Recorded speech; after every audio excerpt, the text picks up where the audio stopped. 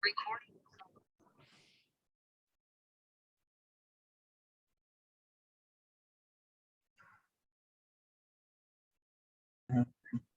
Assalamualaikum and good afternoon, everyone.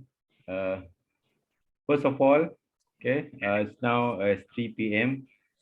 As promised. Today is another session of live show. Sekejap lagi. All right. So first of all, I would like to thank you to all who use their available time to join the session today. And today, I think we are quite somehow fortunate and also blessed. I managed to get 3 very active energy efficiency industry players, all right, in the market, who has been in this Malaysian market for almost, I think, at least each of them more than 20 years. All right, the panelists. Today we will talk about something that is long overdue.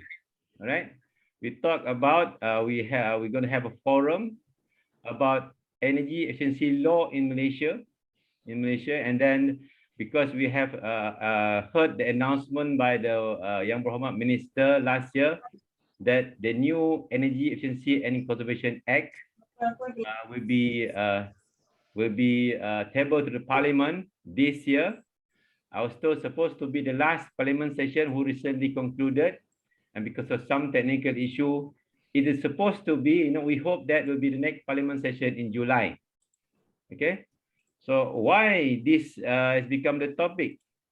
I think let our panelists later to somehow to peel off the issue one by one. All right. In advance, I have given them the question. For our panelists today, let me just give you some brief introduction. Our first panel today. Before that, maybe for housekeeping purpose, don't mind to switch off your mic. All right, if you don't mind, all of us switch off your mic, and then you can anytime you can open your mic whenever you want to ask questions. Should be okay. Is it okay? You can switch off your mic accordingly. All right. Okay. Our first panelist today is Abu Bakar. He's President of Malaysia Association of Registered Electrical Energy Managers in Malaysia, MARIM, and also the founder and principal consultant of RAB Energy Service. He's a very active ESCO in Malaysia. Okay. And then our second panelist today is well-known in the government sector, also in the private sector, Engineer Gopal Narian Kuti. Okay, he was one of the directors in Department of Works, JKR. Okay. Okay. I think their install base do not require the kind of service. If you don't mind, everyone, can you switch off your mic if you don't mind for a while? All right, so that we can, have less interruption. Okay. Thank you very much. Okay. Second player, Engineer Gopal Narian Kuti. All right, he's still very active. He just retired from government about a few years back, but still active in the energy efficiency industry. And our third panelist, Mr. Poon Liming. Okay, he has got experience in Malaysia, in other countries, and still very active in Malaysia and other countries as well. So we are having a very active energy efficiency industry players today. And then I've thrown to them some questions. All right. I hope today they will share the answers. Honestly, I'm also excited to listen to the answers as well. Okay, regarding to our topic today, energy efficiency law in Malaysia. Okay, how to make it effective. Okay, and today we will share based on the perspective of industry players. Okay, we hope this session, okay, will be some kind of somehow we are giving inputs, to the government, okay, when they want to enforce the law, because I know the law is already being drafted with the consultation of all stakeholders.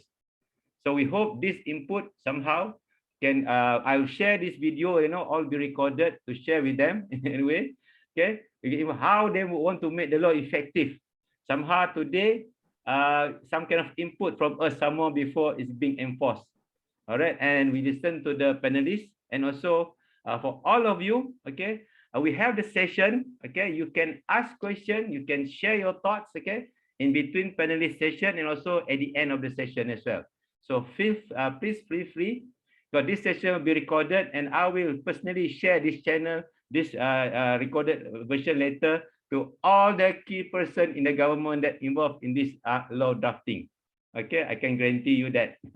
Okay, so okay, now let's start our first panelist. Okay, our first panelist, let me introduce him quickly. Okay, is Encik Razali Abu Bakar. Okay, I mentioned just now he's president of Marine, active ESCO as well under RAB Energy Service. Okay, he's in charge of his experience basically in charge of a lot of general management, international corporation, or ESCO business for the past 30 years. All right, and then he works in M&E, facility building services, HVAC, energy audits, sales marketing at local and international market. His very vast experience in energy efficiency in green projects include commercial buildings, hospital, multinational factory, and also in the energy audit grant, issue the one that introduced by the government. Experience also in teaching and training, okay, with a lot of clients like multinational local companies such as DG, Infineon, Shimano, Celestica, and others. Okay, he's very experienced in energy audit. All right, he audited some facilities of BP, okay, Petronas, Infineon, all right, hospitals in Malaysia, government hospitals, even Istana Negara, Prince Court Hospital, some universities as well. He's also experienced in setting up energy management system program at JB Central, even in Mecca, Abraj Al-Bait, okay, Shimano, Celestica, and other companies. So what actually I throw the question to Encik Razali, okay, what I asked Encik Razali, okay, my first question to him, okay, first, why do we need this law? Why do we need this dedicated law, okay, for Malaysia for energy efficiency? And then my second question to him, how effective, we have been doing a lot of things, right? So how effective is our past and existing energy efficiency related programs, law, even we have law now, okay, currently the efficient management of the regulation 2008, all right, and other things like, UBBL and all that. So what okay, we have, so what we have learned from all that now. So with that, without further ado, all right, I would call upon, okay, Encik Razali now, the screen is yours.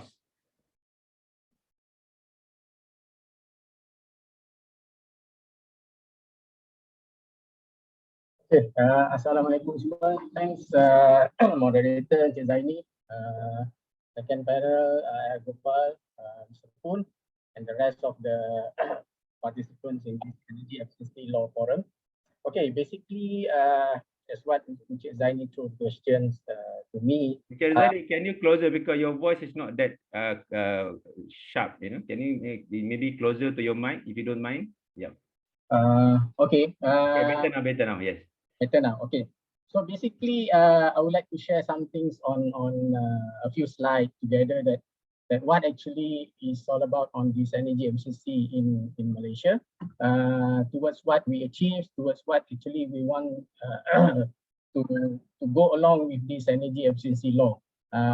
Overall, that actually there's something that we want to share also here. There's something missing in our what we call day to day or something that we are hitting for, Okay, in terms of energy efficiency law in Malaysia, that basically rather than we want to increase efficiency in also energy resources, we want to reduce energy costs, of course sustainability, and the other one is for the environmental effect. Okay, but where are the national energy efficiency policy? We haven't got that one. I will go through another slide that you can see that actually we are missing on that point. Okay.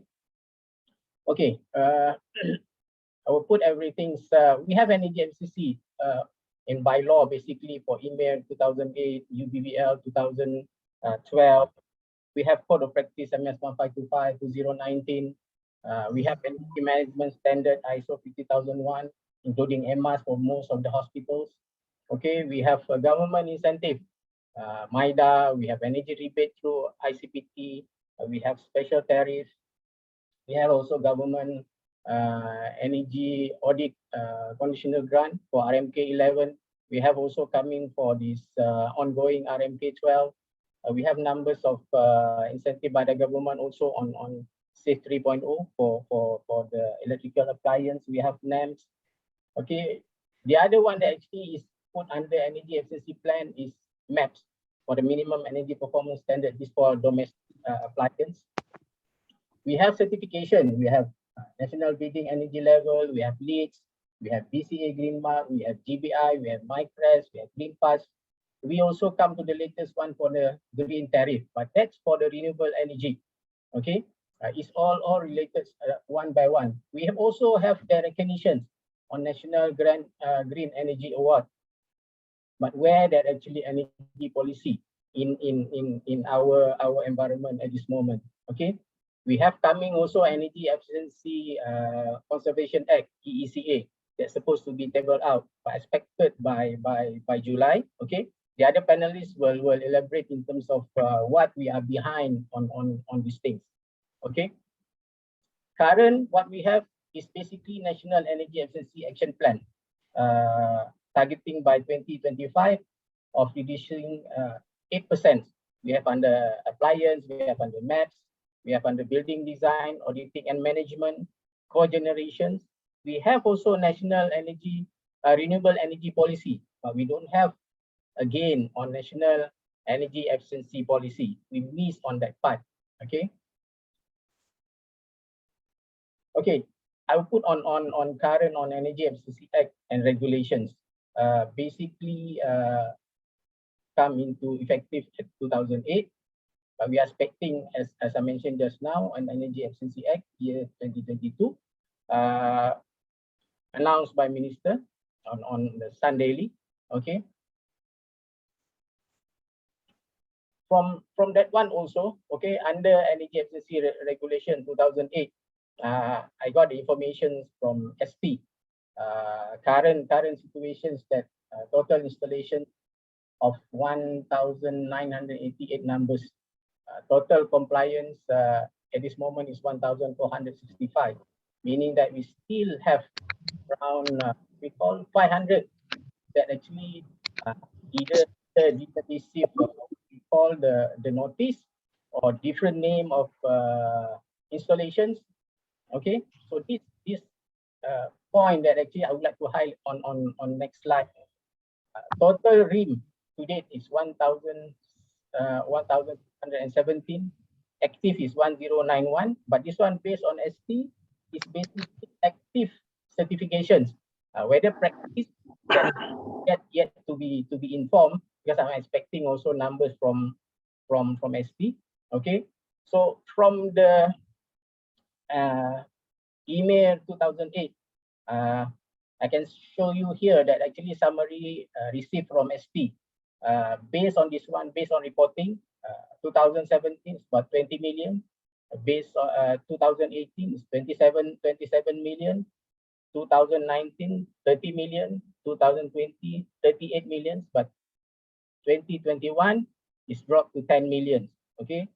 Related to regulations or because of activity or because of what we call the effect of the COVID. Okay. Also there's some things that actually everybody looks like a silence in that 2021. Okay. I go on energy EACT RMK 11. There's another initiative by the government. The total about 1,008 company enroll for this grant, and the total of the saving is 142.8 gigawatt hour.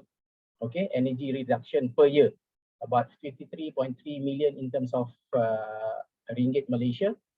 We can see that actually of 95.k ton CO2 emission reduction per year. So this achievement through the what we call incentive towards most of the implementation is under the email 2008 installations sectors for this industrial. Yet to have another on commercial, about, I think if I'm not mistaken, it's about 58 million kilowatt hour under the commercial sector by the SEDA. Okay, whatever that I just mentioned just now, we also have something to look into the consumer side, whereby that actually they have what we call electrical appliance star rating. Okay, incentive by the government towards the Safe 3.0 under SEDA for the minimum of 400 ringgit rebate, basically on that particular for household appliance getting energy efficiency campaign. Okay, this one of these under Safe 3.0 saving, whereby the actually category they have two rebate. E-rebate 1 is then the other one is E-rebate 2. E-rebate 1 actually mostly for air conditioner and refrigerator, each of 200 ringgit each. We have also energy rebate category 2, basically for television, washing machine, as stated in this presentation, about 200 microwave is about 100, rice cooker about 50. So these another things that all of these us can enroll and participate in terms of putting some effort in terms of to reduce energy on our usage. Okay, we have also that actually code of practice under MS 1525 2014, and then update to 2019. There are almost 10 chapters including inside this particular code of practice, from the architecture point, from the electrical, from the mechanical, and also from this what we call the energy management system through these automations. Okay, we have also this ISO 50001, basically numbers of private sector enroll in terms of this energy management practice. We also have AMAS. Most of these hospitals are going towards the AMAS standard. We have every year that actually been putting together what actually the achievement, especially for the AMAS. But yet we don't have something that actually been putting together for the ISO 50001. What actually the total achievements towards these energy management standards? Okay, I would like to share also on this current energy efficiency progress in Malaysia. Government set a target and explore opportunity on EE for 8%. Been announced from the minister before. Total potential of 42 billion ringgit of saving can be achieved. But again, where actually this energy policy that we can have what we call a fixed target, a fixed objective, how that we can go about, rather than the only national energy efficiency plan. Okay, this is one of the direction we have on renewable energy, but we don't have in terms of the policy on energy efficiency. Okay, that I hope that basically there will be a concerns in terms of our top management, not top management of that one, but the government side. You see, basically, I would like to also highlight in ISO 50001, when we do some things on what we call energy management expert training, the first thing that we need to highlight or we need to get approval is the policy. Without the policy, that actually whatever we are in that programs is considered fail under the person that actually mentions towards all the exercise we are going through for 2.5 years. So the first thing need to be done is the policy. Without the policy, we don't have a good directions towards these implementations of energy efficiency. It's only some things like what we call is based on a project basis, based on approach that actually we think that actually is suitable to us at this moment. Okay, we have something like also that actually uncontinuity in terms of the implementations of energy efficiency. I would like to bring also the concerns on this, especially I did came across on this what we call the FM contracts under the government. See, there's a clause inside that particular scope on energy efficiency. But when we ask about whatever the budget related everything, some actually putting in the BQ with no numbers. Okay, no numbers, that how that actually this is going to be implemented towards the whole contract of 3 years of this FM. Okay, we did highlight how that actually this can be part of the initiative through this FM contract under the government. Okay, without this initiative, without that actually putting into KPI, without putting this into a priority, these EE programs under this FM, it just like a normal program without any weightage. Because if through what we call their penalty, it can be ignored by this FM company. So I would like to highlight this thing also, that people in concern in terms of this contract to look into these matters. You see, we have numbers of government buildings, especially at the Putrajaya. Okay, looks towards this one and make this one is part of the priority, not only by advantage of the contract, but we need this one to be firm. Okay, the points of putting this energy efficiency law, of course, it will increase putting an awareness, impact about energy input, output, and reduce the carbon emission. At least that actually we can put together that actually the law be noticed. Of course, most since email 2008 is more towards the awareness. Okay, we can see that actually numbers. I go through this one with direct experience. They just ignore the what we call the letter without feedback. Without feedback to what we call to the SP. Okay. The other one is, of course, improve the coordination and EE direction for the achievements. Okay. So basically, that's the first of my concerns in my presentations. Encik Zaini, give it back to you. Encik Azali, just to something triggered me when I see your presentation here, right? Now we have the existing regulation, right? Okay. Yeah. You mentioned now is not delivered, ignored, and all that. So does because some may ask, right? Energy efficiency is supposed something that everyone should do it, right? Yeah. Why you need to have a law? Somehow to push people to save. Because people are aware that saving energy is supposed to be everyone's job. If companies save energy, they go for the business. So why you need to have a law for this? So that's why. Can you just elaborate further on that, right? Okay, law is basically to make it something firm in terms of implementation. Okay, firm in terms of implementation.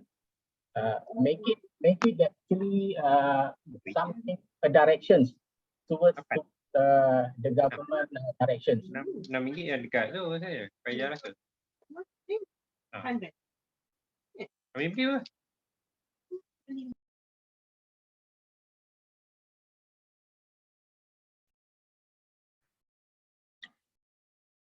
Okay, Encik Razali? Hello, okay. Okay. Yes. I just put that one as part of the directions or the firm implementation with the law. Okay. All right. With the regulation currently is more emphasized on awareness. So far I haven't seen any what we call penalty or what we call bring to the court the one that actually ignore or not fulfilling this comply with this regulation. It's still on awareness. Okay. Okay.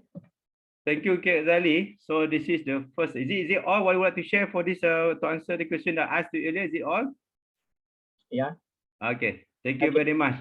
I think before we move to the next panel, before things become somehow sejuk or cold, maybe any of you would like to ask one and be open for one question. If you ask further for what shared by Encik Razali just now, can you unshare your screen, Encik Razali? Okay. Yeah. Open to the crowd before we move to the next panelist. Anyone would like to ask any questions?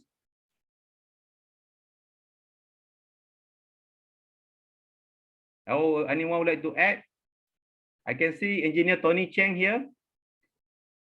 Encik Faizul, Idris, always active in, so many years, because how we have moved. Assalamualaikum Tuan. Yes. Any Faizul question or here. anything you would like to add? No. So far, I'm nothing to ask or add. Maybe later. Thank you, Encik Zaini. Okay, thank you very much. Okay, so I think thank you, Encik Razali, to open our forum today.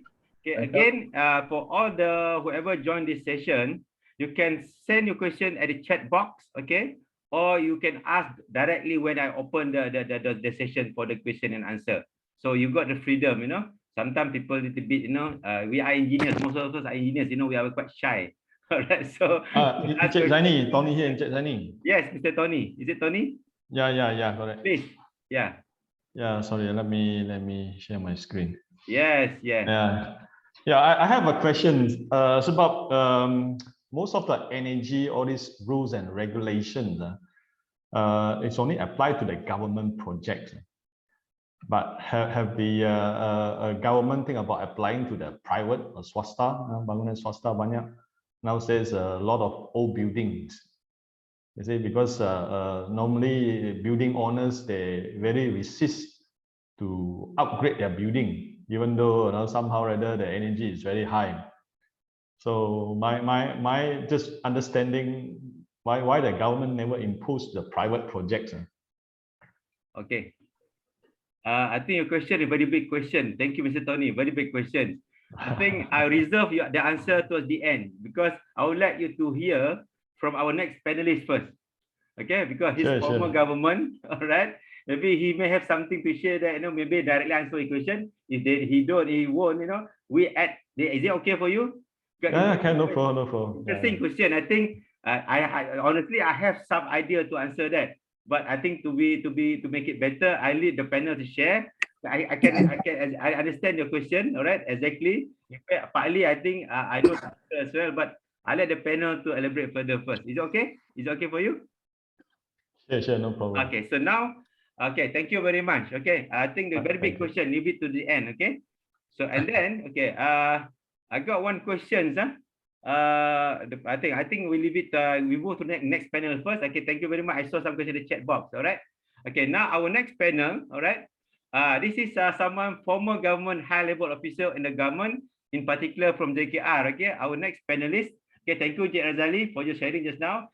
Stay. We have the overall Q&A at the end of the session later. Okay, we cannot let you go away first. Okay. We have our engineer Gopal Narayan Kuti. Okay. Is now a vice president of the NMAP Solution, a green solution company. Yeah, he's a former senior director of mechanical engineering branch of JKR, okay, and a former director of engineering, former director of environment energy efficiency branch in JKR Malaysia.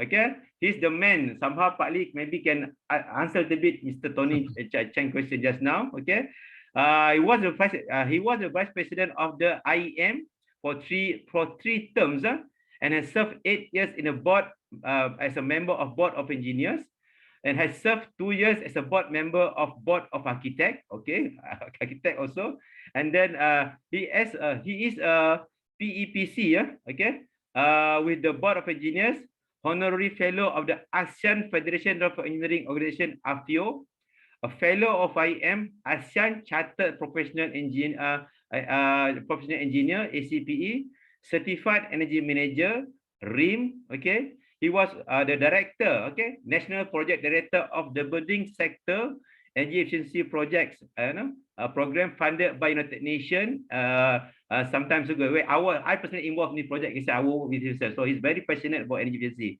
and he has successfully completed many projects as a government officer when he was in the JKR, and also as a practitioner now. He was also one more thing. I personally involved with him, involved in trying to pursue the energy performance contracting within government, which is still a so-called unfinished business until today. Okay. So with that, actually, what I throw to Mr. Engineer Gopal, I throw to him, right? we have some government programs now, all right, okay, and then so some example, maybe he can share, enlighten a little bit, what has been achieved, and also what maybe he would like to recommend, to the government with regard to the execution or enforcement of the act later once approved. Okay, so with that, now Engineer Gopal, the screen is yours, please. All right, thank you, Zaini. Let me put the screen on first, yeah.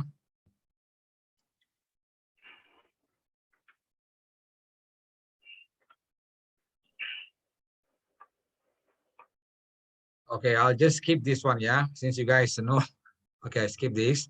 Okay, first of all, thank you, Zaini, for the introduction, and also to my fellow panelists, Encik Razali and also Mr. Poon.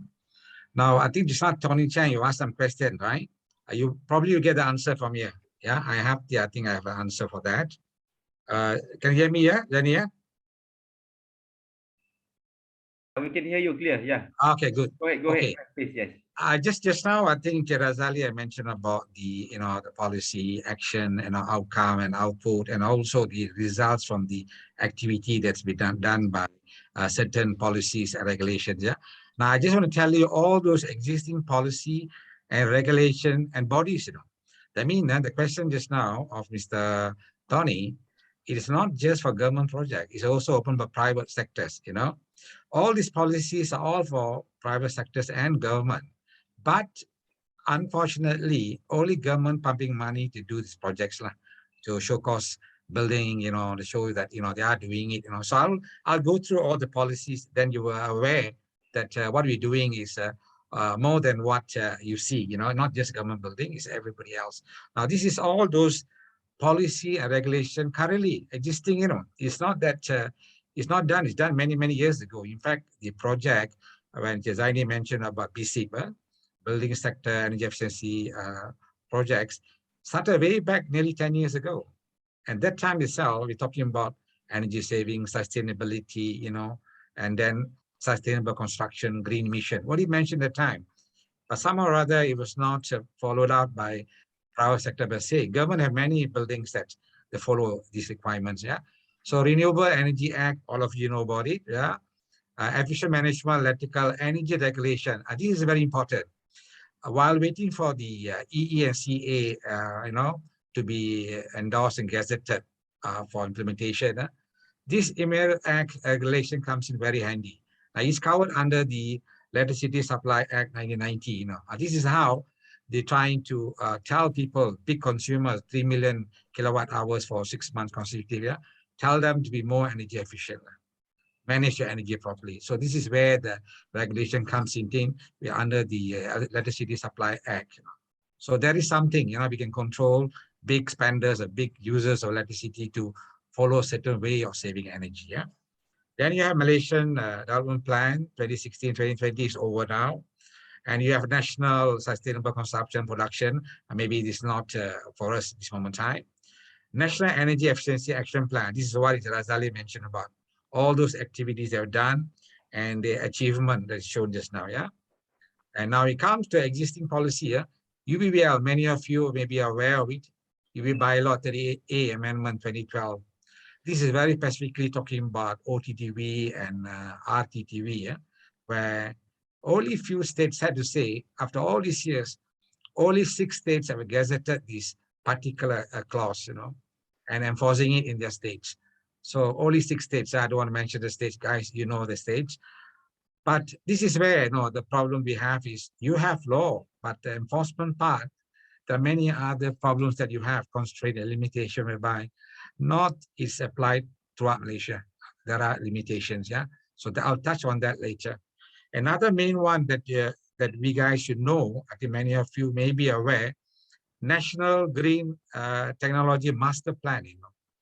So this is actually was done in 2017, launched by Prime Minister. And this is where I was talking about how can you save, talking about total involvement of Malaysia in all sector. I'll show the breakdown of the sector that we're concentrating, that the act, regulation, and also the standards are already there for people to follow.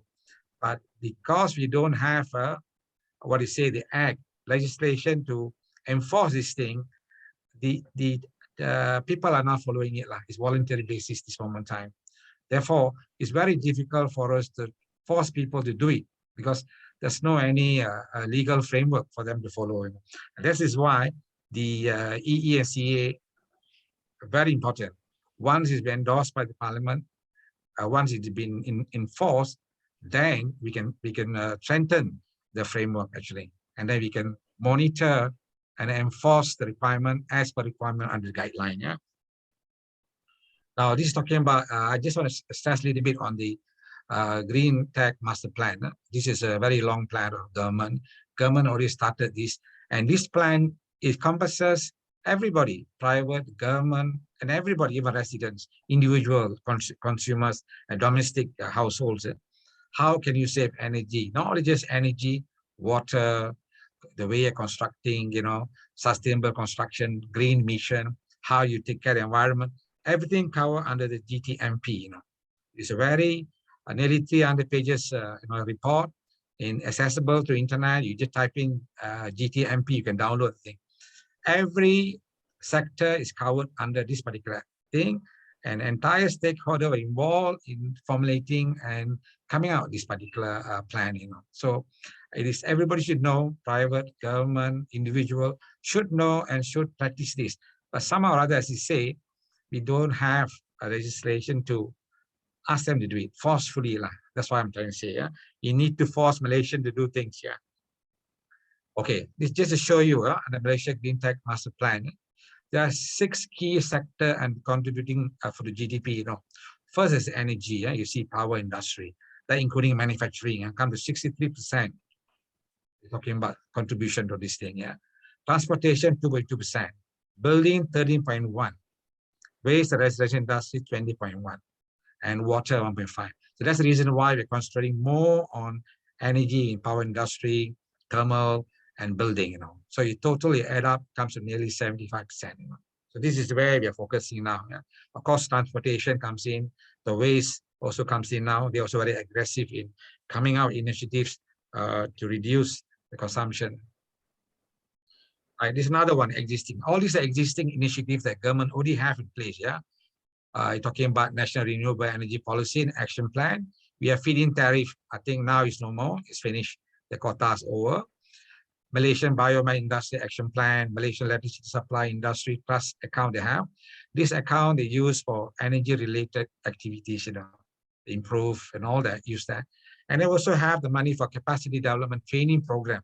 This is where ST, Energy Commission should be given credit for encouraging, supporting, and committed to increase the number of knowledgeable workforce, actually.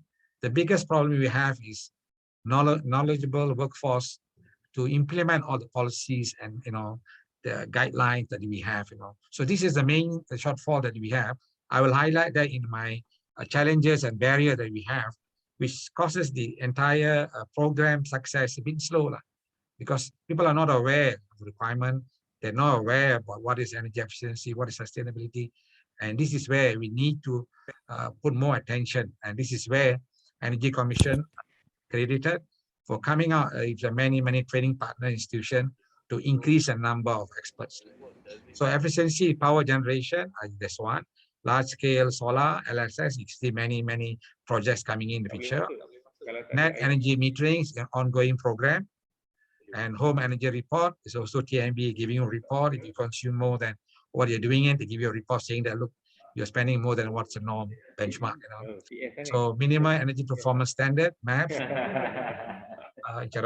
Somebody is so the minimum energy performance standards, So National Energy Efficiency Action Plan is the same thing. I think Razali mentioned that. Many activity programs have been done, and they have got very positive results from this year. And this is reported by the government. Existing and again continuation, building sector. I'm just concentrating building sector. We have energy audit conditional grant. I think the grant, the minute it opens up, as it finishes very fast, people take it. I mean, the interest is there, funding part. Near zero energy building targets. There are 1 or 2 buildings as to show that you can achieve that. And one of the building, we consider as a smart building or energy efficient building is JKR headquarters itself is getting less than 90 kilowatt BI, 90 kilowatt per meter square per year, which is very good for a multi-story building of 35 story, you know. So this is a sample of project that government have done. But in private sector, some or other costs come into play. This is where Mr. Tony Chang, the reason why private sector is money, you know, funding part. So I'll touch on that a little bit later. Yeah. Standardization of green rating tool. There are many tools now. Yeah, there are many tools in the market, and even government came out with the tools through CIDB, MyCREST.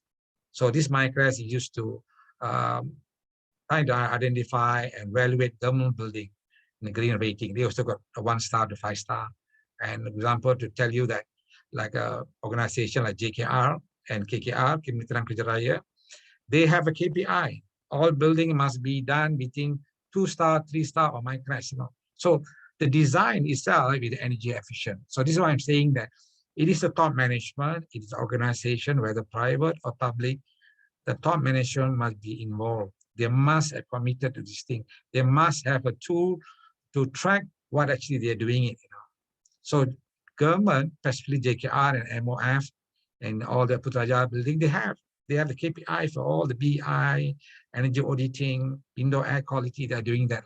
So, but in private sector, I can say not many. Yeah, not many. Not everybody doing it, but not many. Not enough to say that yes, we follow all the rules and regulation. Yeah, and we have Malaysian standards, you know, for construction and specification. I think this already have. You can see under CRDB, there's a specification, and all this is sustainable construction. Yeah, what material use, you know, so to avoid waste and also to reduce the CO2 reduction. Improving financial viability or IBS. No, this also, I think you see the Green Tech Master Plan, they're very clear. By year 2030, 70% of government building must be IBS. You know. This is already specified and is planned, and many of the government departments doing it. But unfortunately, lately, because of COVID and all that, the entire program, you know, is a bit slowed. Okay, green building material is another one same. Again, it is whole idea was to be more sustainable. Yeah, and then we have a policy framework to eligible and recycling, C&D, yeah, construction debris material. On the construction, you're trying to recover whatever waste, you know, for example, aluminium, iron, and whatever, you know, bars from the construction site. This is happening, but a lot of constraint and also problem aside, which is not making the policy very effective. Okay, green standards. Here we're talking about we have a lot of standards, you know, existing standards here that we can follow. You can see MS 152014. Now we have MS 1525 2019. We have now, yeah, latest edition of that standards, and many departments. And if you see the government side, government standard and cost, you know, they already have EPU. They already have this into their standards. I mean, the government buildings are allowed to design according to standards. You know? So this is already there, incorporated into the government building. And just now we're talking about non-residential. We also have MS 2680 2017, energy efficiency and the use of renewable. But the residential building also we have. So you're not only looking at buildings, big complexes, we're also looking down to domestic households. Yeah. So there are standards covers every sector of the society. Yeah? So we have to make use of the standards we have, and the owner, the stakeholder, the owner, the building owner, they must be interested and must have the interest to involve this thing. I mean, there might be some investment involved. Yeah. So we have a net energy metering scheme is ongoing also. Again, the guide on large scale solar PV plant we have. Now, another one I highlighted here, building sector energy efficiency project, BSIC. This is under JKR Environmental and Energy branch of JKR. I was involved in this building. There are many publications, many documents, everything is there for free, you know, is given to public. There's a seminar, given the document 5, printed document to most of the stakeholders, and it can be downloaded from internet even now. I'll go give you the site where how can you save energy, passive, active, the policy, the EPC, everything is there. It's just a matter of understanding what is relevant to your organization. This is very important. Yeah. Green Building Index, you know, I already know certification. Just now, I think Razali mentioned my maps. We have energy performance contract, guidebook, public works department. This is talking about under BSIP. And I'm sure most of you heard the good news, I think yesterday or day of yesterday. RM 200 million was allocated by MDV through MESCO to do EPC contracts. So there's a start. You got something there, you know. Once the funding is there, then the party concerned will be interested in doing up the programs. Now, again, publication documentation I mentioned just now under the BSIP, yeah. These are policy, financial instrument, building energy efficiency, building energy technical guideline for design, for passive, active, you know. So all these guidebooks are free, and you can, these are the books, yeah, technical guideline, you see www.bsip.gov.my. You can download all these FOC, okay. And this is a book again, all the books, yeah. Yeah, the green color, I personally wrote the book. Yes, sorry to mention that. Zaini is one of the authors for these books, yeah. And these are the books that they spent a lot of time, a lot of passion, and all the research done. It came out, these books. And please look through, download it, read it, you know. Prepare yourself, prepare your staff. And these are the free documents, you know. And it's very important, very detailed and comprehensive research done, sample project done, you know. Please read when you are free, yeah. Okay, this is, I'm just highlight the clouding means, what are the things that we need, what are we doing now, and, you know, Green Tech Master Plan, I think I just explained in detail on that. Performance contracting EPC, yeah, MDV funding of 200 million just recently announced. Energy Efficiency Conservation Act, and this is spending. This is what just now when you ask you, this is important for us, for all the others work, this is important, you know. And existing act, regulation, policy, standard, guideline, these are sufficient for anyone to start your project, you know. The whole idea of EE and Conservation Act is to enforce, have some kind of law to tell you, please do it, you know. But we will encourage you to do it without the act. But of course, when the act comes in, is mandatory requirement, yeah, and you have to follow. So please take note that whatever is required is already there. The government and other parties and all the agencies and stakeholders already have produced many documents, many guidelines, many standards for everybody to follow. But not many are following that. You know, you see the buildings. I'm always, I think I did mention Zaini once. We go to hotel, we go to, you know, the exhibition hall. You look at the lights and, you know, everything, aircon. Nobody is following the regulations we mentioned. We're talking about energy saving here, but I don't see anybody is really concerned about it. This is sad, you know, because after all these years or 10 over years, yet we have big, you know, organizations who are not following the regulations. Okay, challenges, quick one, challenges, lack of technical capacity, knowledge in climate change efficiency. This is why I mentioned that we have to train more people in energy manager, registered electric energy manager, energy auditors. There must be more people involved. And based on statistics and also the numbers given by Jarazali just now, we only got 1,617 registered electrical energy managers. And out of them, only nearly 1,000 active. You know. This is not good enough because based on statistics we have, government alone got under 70,000 buildings. You know, there are many premises, but talking about each premise, I have 10 buildings, 15 buildings. But the last count that I know might be more or less now, under 70,000 buildings we have. Now, if you're talking about the act coming into play and with 1,000 people going around checking, giving a report, is impossible. So this is where I say just now, Energy Commission is very committed in ensuring that increase the capacity of the knowledgeable workforce. So this is very important, yeah. And I'm talking about the lack of, second is the lack of act and regulatory framework for mandatory enforcement of climate change and the energy efficiency agenda. This is what I'm talking about just now. When there's no act, it's not mandatory, and then people, you know, you want to do, you do, you want to do, you don't do. So once you have an act and it has been forced on them, then they will do. So we do have to reach that stage that you have the force for you to do, you know. So please, you know, those of you who are involved in this thing, go back and discuss with top management, make this one of your agenda and KPI. So the third one is limited information and institutional funding. You know, that it is must establish dedicated financing mechanism, finance energy project. Yeah. So the first one, EPC, that is specific to EPC. But the other projects also, the bank and institution, they must come forward and look at it. You know, it is a viable project. You know, maybe they must don't have too stringent regulation or requirement where the small player is unable to fulfill the requirement. So this is another area you must look at it and see how we can assist this small industry to achieve the targets of, you know, contributing towards our target of sustainability, reducing the CO2 reduction. Yeah. Okay, this is what's next. Jani, your question about what we should do next.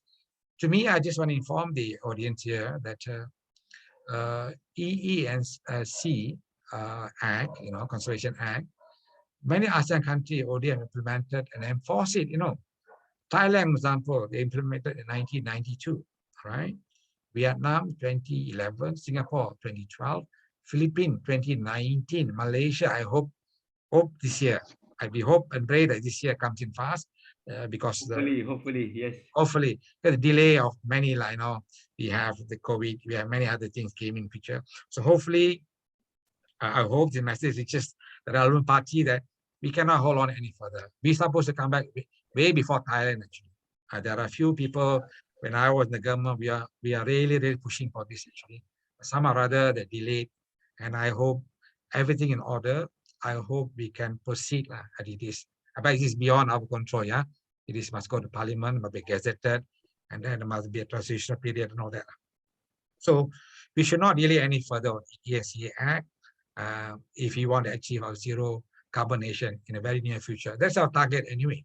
We want to reduce carbon, you know, then end of the day, you want to have a zero carbon nation, then this policy must come in as fast as possible. And all relevant guidelines related to enforcement of this legislation, EE and CA must come in. I'm sure ST and the relevant parties have completed all these things. I know around 6 guidelines can be used to enforce this particular act. So I hope it's there. And also, it's good that we start the engagement session with the stakeholders. Like, we don't have to wait for the act. I don't know. Act to be gazetted and approved, only then we do, because it's a preemptive strike. Actually, we can start now telling people, prepare them. When the act come to play, it's a forceful enforcement of the act. Therefore, they might not be ready. So we may look at it. We can have a preemptive strike. We can have initial, you know, pre-launch, discuss about the guideline we have, inform the party concerned. Therefore, when the act comes to play, they're ready to follow it.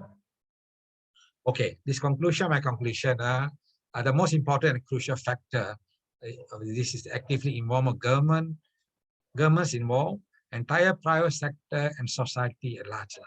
They must adapt and adopt the new sustainable way of doing business, you know, daily business in our life. So this is not happening.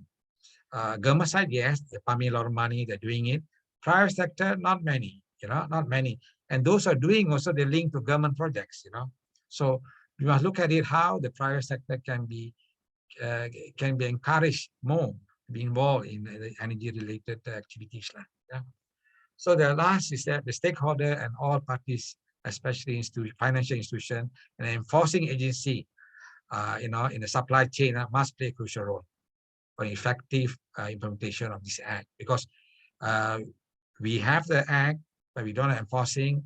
And I'm talking about just now, earlier I mentioned about 38A and the UBBL, 2012, and now I'm talking about 10 years, only 6 states have gazetted the act so that they implement it in the state. If this happens to our EE and CA, we're back to square one. Yeah. So maybe we'll look at it and see how, when the parliament agrees to gazette this thing, and we must have a kind of understanding with all the state governments and all that, to ensure that this works everywhere throughout Malaysia, not certain states. So I think that's the last of my slide, Jazani. And I will stop here and I will take any questions that you guys have. I think Tony Cheng, I think you got to answer, yeah? Yeah, Thank you very much, Gopal. All right, very enlightening sharing. Okay, I think it somehow complement what Cik Razali has, started. All right, interesting. I think that's why you mentioned about, you answered partly Mr. Tony Cheng question just now. Okay, I'd like to add a little bit to just make sure that we don't miss the point, right? Okay. You look at all these countries, right? In any country that's successful in energy efficiency, Japan, Thailand, Singapore, all right, all must start with the national level policy. Right. Okay, and then how they enforce the policy through the key element is the act. Okay, and then they got the dedicated agency. Okay, and they got the sustainable funding long term. Right. Okay, and when it comes to the act, all right, I think it's good that we have the EMIR 2008. But unfortunately, with the limitation of the provision in the Electricity Supply Act, EMIR 2008 doesn't prescribe so much. Okay, because comparatively, with my own readings and study, even my experience, right? In these countries, you go to Japan, Thailand, Singapore, their EE law is very prescriptive. So it is good as a guideline, so that when you read the law, it's become a guide for them to enforce. Right. This is why now our current EMIR 2008 doesn't provide that. That's why it's good to have. It started something. That's why I think I would say you can expect, okay, the new act, will be more prescriptive. Right. I know government is preparing 6 guidelines now. 3 guidelines, one I would say energy management guidelines, all right? And then they have the energy audit guidelines, okay? And also they have the energy efficiency reporting guidelines being drafted now. So I think for the market out there, be prepared. You can expect this because this is not new. It's common to make sure successful in other country. You can expect more prescriptive requirement in the law later. It's not merely, just submit report every 6 months, Even now, you cannot blame ST because ST only acting based on the provision in the law. Correct. The law provision is very vague, unclear. ST cannot interpret by themselves. And they cannot interpret easily without any directive or policy from the top where they are heading to. That's what they somehow lah. Okay, thank you, Engineer Gopal. So I open one question. Any like to ask Engineer Gopal before I move to the next panelist? At the end, we have the Q&A session. Any question? Anyone? Anyone? Or you have to wait until the end? Anyone? I can see some names here. Marina. Okay. Mr. Baluban. I just mentioned the name in my screen. No, really. Thanks.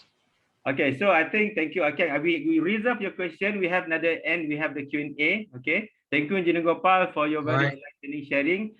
You come back, with the end for us to answer some questions from the audience. Okay. Next, thank you. Thank you, Jenny. Okay, thank you very much. Next, our last panelist today, he's purely from private sector. All right. He's dedicated his life in particular in air compressors, but it's very active, right? Through the association, he's always active with inputs and all that. I think one time I spoke to him, Mr. Poon Liming. It sounds like a lawyer to me. Okay, somehow.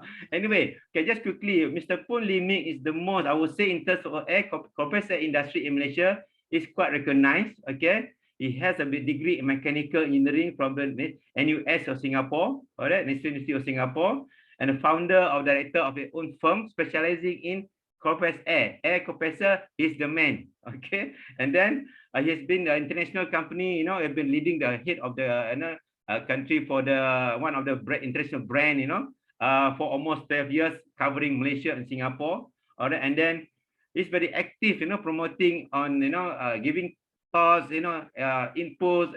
How this should work. As Malaysian. In terms of efficiency. I think he served in many international clients, Malaysia and other countries as well. Okay, it's very, very active. And then his knowledge is quite somehow, I would say, hands-on, all right? He provides hands-on solution. You listen to him, you can basically implement. And I think he's very keen also, because as an industry player, he wanted to see things happen a big picture, not just to survive his business. But that's why, when I invited him, initially he said, what should I say? then we have a chat, and then from there I know he got a lot of interesting thought. Okay, therefore I'm personally excited to hear him, in this sharing. Okay, with that, without further ado, Mr. Poon, the screen is now yours. Okay, please. Hi, good afternoon, everyone. I'm Poon. First of all, good afternoon to Engineer Gopa and Razali and Encik Zaini, my good friend. Thank you very much for inviting me to share my 5 cents worth of opinion on this energy efficiency law forums. When Encik Zaini, you posed the questions to me about how to make it effective on this energy efficiency law in Malaysia. So my thought is I probably can give some perspective as an industrial player. What are the challenges and what are the critical factors that can make it work better, make the energy efficiency mindset to become stronger in the industry. That will make much progress. Now, I hope you all can see my screen. Now, I got this table from a recent report published by KPMG. They published a report about country readiness on the reductions of carbon emissions, right? And you can see that where is in Malaysia, right? In this list, this table showing that as far as building is concerned, the building sector, Malaysia is at the bottom there. But it is not because it is the bottom of performance, but because as a percentage, building contribute only 1% of the total country emissions. And I believe KPMG here has a different definition of the building as compared to our government agency like ST, right? That's why you can see there is 1% of emissions towards the total country total. Now, but having said this, if we look at what happened, if we look at industrial sector, where are we? How many percent? You see, if you look at industrial sector, the contributions of carbon emissions is pretty high. It's 22%. It's 22%. But then when you look at the so-called the readiness, right? The sector readiness. The sector readiness, the decarbonization status, the government actions, and the delivery capability is not good. It's below par, right? And yet, from the percentage here, industrial sector contribute a lot on the carbon emissions. In fact, if you compare, all right, the other one definitely is like transportations. But here we are talking about energy efficiency. When you come to energy efficiency, industrial player, industrial factories, plants, manufacturing plants, they are a big contributors towards the carbon emissions, the greenhouse gases emissions. So as my experience in the last 20 years has been heavily involved in this sector, I would like to share what I think are some of the important factors that we all must look at. Now, first of all, I think that we must change a bit of mindset, because a lot of people, in fact, most of us, we see that energy efficiency is a nice to have, and not realizing that being poor in energy efficiency is actually a polluter behavior. Because when you are being poor in energy efficiency, your productions actually require more energy, right? And we know in Malaysia, the electricity is still majority coal-fired power generations, right? Actually, being poor in energy efficiency means you create more greenhouse gases emissions in your production process than necessary, than what the better technologies can provide. So it's basically, if we look at it, it's a polluter's behavior, right? It pollutes the environment. So I think that this kind of mindsets have to come in to make it important why energy efficiency is such an important aspect, right? And I think that many times, I believe a lot of our friends here, we are RINs, we are ESCO, yeah, we are these energy efficiency or energy sectors players.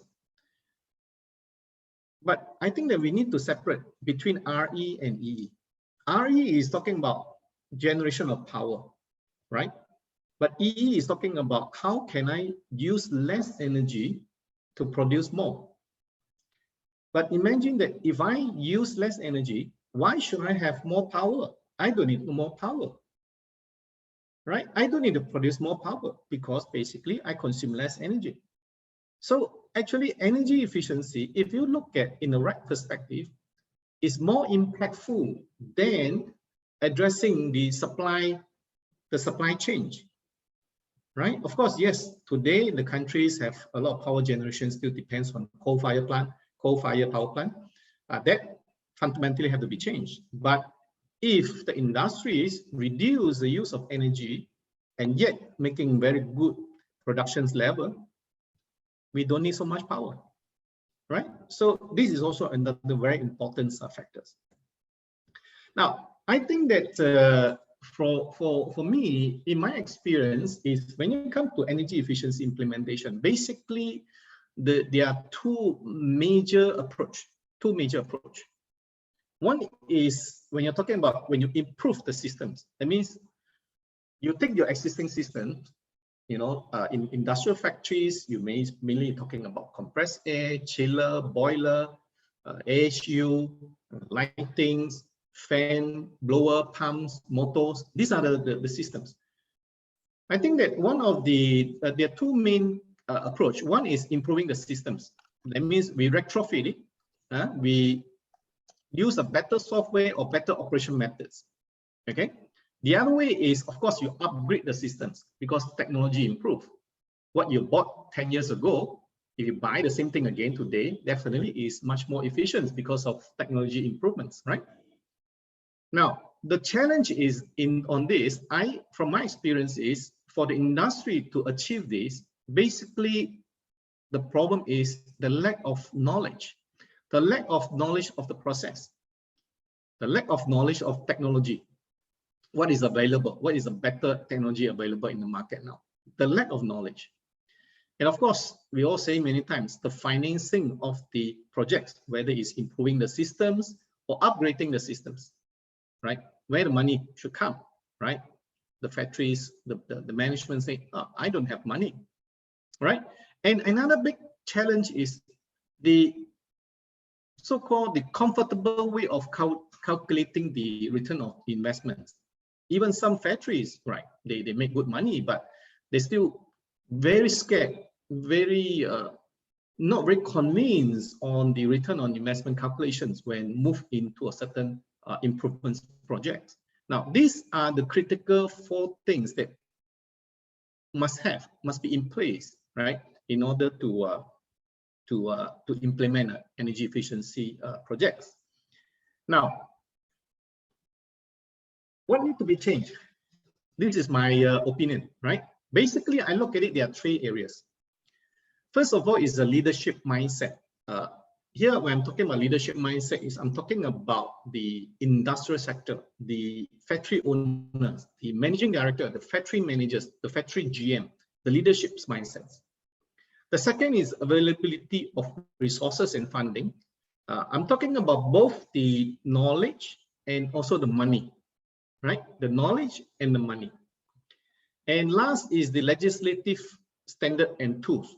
These are the 3 things that I believe if something can be done on these 3 areas, I believe the energy efficiency implementation in Malaysia can have a better chance, right, for success. Now let's look at leadership's mindsets. I think that all of you also probably have this experience. When we talk to a company leader, be it factories or building owner, we always have the feeling that the leader have wrong idea about EE, wrong idea, wrong perspective about energy efficiency. they will think that this energy efficiency exercise have little or no impact on the bottom line of the company. They are in business, so they are looking at money, right? How much money I can generate for the company so that I can get a better bonus. So a lot of them have the wrong perspective. The EE implementation have little or no impact on the bottom line. Now, this is, of course, we all know is wrong. The second thing is they also see that to do EE, there's a lot of work. There's a lot of detailed work. They need to assess, they need to do due diligence, they need to have people to manage projects, a lot of work, right? And that they see that is not their core business, not their core business. Their core business is to do productions, maybe like making car, right? My core business is making car. I don't have manpower to allocate to improve my my systems, right? And I don't see the bottom line impact, right? And a lot of them also think that, is it true? If I do this, can I really get the saving? Right? They would not. A lot of times they are in a very doubtful manners. You know, would it be effective if I implement this? All right. Now, so I think that an easy way is if there is a way to make it compulsory, yeah, for the company leader to attend some kind of EE awareness training. Now, Today, all the director of company have to attend trainings, right? Attend training organized by, instructed by government to attend the corporate compliance, right? Why not EE? Why not energy efficiency? So this is a suggestion, Mr Poon, is a suggestion here? Yeah, this is a suggestion. Yeah, interesting. Okay, carry on. Yeah, I mean, it's all about knowledge and awareness. If the company leader know that actually EE have a big impact of the bottom line. Yeah. Right? So the Actually, one that often being sent for training the engineers, right? Not the bosses, right? The one that often being yeah, trained. we don't need to train them in bosses. technology. The We need to engineers train them the impact, the scopes. Yeah. All right. All right. Now, the second thing is the availability of resources and finance. I think that most of the time the challenge is there's no internal knowledge, right? In the factories, the facility managers, the utility managers, or the team, they are more of a generalist of everything. They are not specialized in any one of the things, right? Or maybe some of them specialize in one thing, but in general, it lack of internal knowledge. The other one is they do not know many times, you know, in Malaysia, they're about what, 200, 300 ESCO company, and do not know how to qualify the ESCO and choose the right ESCO to serve their interest. Because in the market, energy services company, there are many types. Some specialize on buildings, some specialize on systems, some specialize on automations, some specialize on industrials. So there is no enough information for them to identify the potential ESCO company to work with, right? Of course, we all talk about the lack of financial means to kickstart the study, even to kickstart the study, right?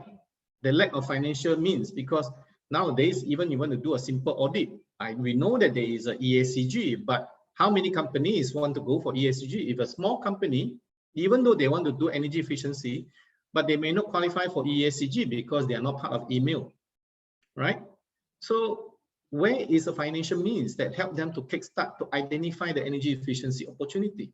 Now, these are the things that are the challenges, right, that prevent the companies from doing the energy efficiency. We can actually look at like this.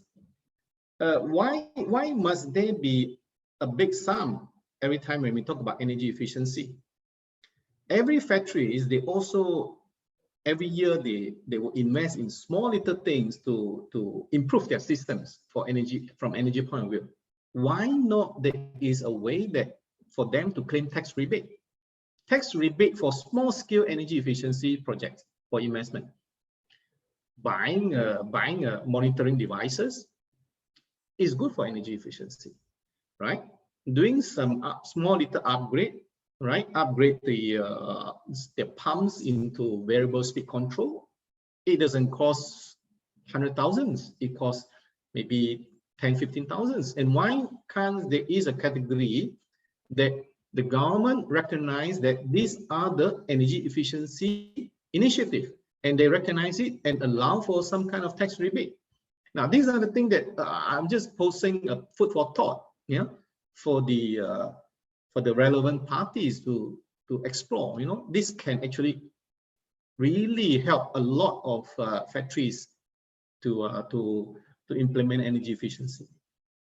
And also the published listing of ESCO and their profile, what they are doing.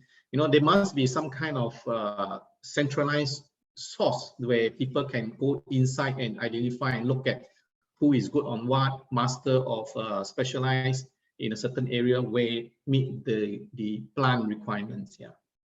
Okay. Now, I think that just now Engineer Gopal also mentioned about and also Zaini also mentioned about standard and tools. There should be legislative standard for the industries to follow and adopt. I think that just focusing on creating awareness, I think that we have really done enough for the last 10-15 years. Yes, focus a lot on awareness, but we can see what is the progress we make. So a lot like just now you guys have pointed, a lot of other countries already moved into legislative standard for the industries, for the building owners to follow. So I think that is definitely, this is a very crucial steps to move this energy efficiency. The other thing is like the standardization of calculation tools, both for accounting and carbon footprint reporting. Right, why carbon footprint reporting? Because if you being poor in energy efficiency, basically you release more greenhouse gases than you need. Now, so focusing on carbon footprint reporting actually will create awareness that energy efficiency is very important to achieve reduction of carbon footprint. Right? Not just the incoming electricity supply or power supply, but also the usage. So I think that this change of mindset perspective will help a lot for the industry to adopt energy efficiency, yeah, in a wider scopes. I think that in summary, I would say that guide the business to focus on carbon footprint reductions. Focus on carbon footprint reductions. And that's where energy efficiency becomes a very important part of the total big pictures. Okay. And get the financial market power to assist the private sector. Just now, Injit Goba and Razali, you have mentioned about MDV, and mentioned about some government funding to the government buildings. But where else private sector, you don't see it. And also, I find it very strange. Why must the push for energy efficiency come from energy experts? Come from RIM, come from ESCO? Why there is no push coming from the end user, the consumer of the power, right? Why must the burden to be on the EPC, the energy performance contracting, to be guaranteed by the ESCO company? Why the end user do not see the interest that getting the financing to implement the energy efficiency actually is a financially rewarding exercise for them, right? And for the banking sector, the challenge of the banking sector, where I also talked to quite a number of bankers, the challenge of the banking sector is they do not have technical knowledge to evaluate the risk of such project. The ESCO may have put forward a proposals that give the end user, let's say 10% saving, right? Based on a certain technical solutions. But the banking sector, they do not have knowledge to confirm, to evaluate the risk, whether this 10% is achievable or not. So of course, for the bank, they make money on borrowing money. So they are looking at the risk, right? So they rather don't come in and finance because they don't understand. Now, so this is very important to address the financing, that they must have more structures to put in place. The government, the key players like association like MESCO or Marines, or should come and talk together with the banking sector and work out some kind of structures that the banking sector can feel more comfortable, right? A standard method that they feel more comfortable to fund this kind of projects, right? The other one is mandatory reporting on carbon footprint. I think that at this moment is still not there yet in Malaysia, but mandatory reporting will definitely help a lot because they have to declare now. They have to be transparent in their greenhouse gases emissions reportings, right? In their productions. And of course, I think the last but not least is using the public sector, the general people, the rakyat, right, to support, to encourage, because those factory owners, industrials, they will feel the pressure when they're being seen they are not ECG, right, ESG, yeah? Environmental, social, and governance. When they are not ESG, they will feel the pressure. Then they have to also, so-called being peer pressure, they also have to perform to become a very good energy efficiencies factories. So I think that these are the 4 areas that, as a general perspective, can help, in my opinion, right? And basically, that's my 5 cents worth of sharings. Zaini? Thank you very much. Okay, Mr. Poon, can you unshare your slide? You don't mind? Yeah. All right. Thank you very much. I think now we have listened, okay, from all 3 panelists. I think this is what I thought. I'm also excited. I listened to every word, mentioned by all the panelists, and also especially the last one, Mr. Poon. It's very so-called provocative, right? Okay, something. This why for me, at this stage, we are somehow okay. When it comes to this law, we are now local, so-called among even ASEAN, we are considered as latecomers. Globally, of course, we are latecomers when it comes to that. Okay, but the best part of being latecomers, okay, we can learn a lot from others who have been successful, who have failed here and there. Okay, that's why the best part of being latecomers, we don't reinvent, we don't repeat some other possible mistake, because we can learn from others. Okay, therefore I can guarantee, because I personally, this law, personally, I was quite involved, throughout my career, I was involved in the drafting of the first email, Rebates 1999. Okay, and suddenly became just email. Okay, that 2008. And then I was involved in the first drafting of the EE law in 2011. Okay, but it was stopped in 2012. Reason unknown. Okay, don't ask me. I'm not the minister. Okay, and then I involved again in somehow partly involved in the new act.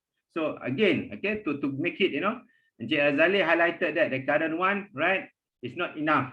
Okay, Engineer Gopal mentioned that the law no more delay, please. Okay, in fact, the best part of Singapore, I remember we drafted together with Singapore 2011. We started drafting together. Okay, and Singapore enforced it by somewhere in early 2013. We started 2011. Singapore enforced it, okay, in 2013. Okay, it was approved 2012, but we stopped at 2012. Okay, and then Mr. Poon mentioned about just something interesting. Because energy saving alone sometimes doesn't really, it's not sexy, it's not enticing, it's not so-called, it's not visible. But the moment you link, the moment you link that with the other term, you link that into carbon footprint, it sounds more business. It sounds more, just like, tempoyak, you call something different English name, tempoyak, sounds better. Okay, something like that. So if you link energy to carbon, but just some facts, okay? Based on the BUR report by Malaysia 2016, energy sector, in terms of CO2 emission, the contribution from energy sector is 79%. We report to the United Nations, our energy sector alone 79%.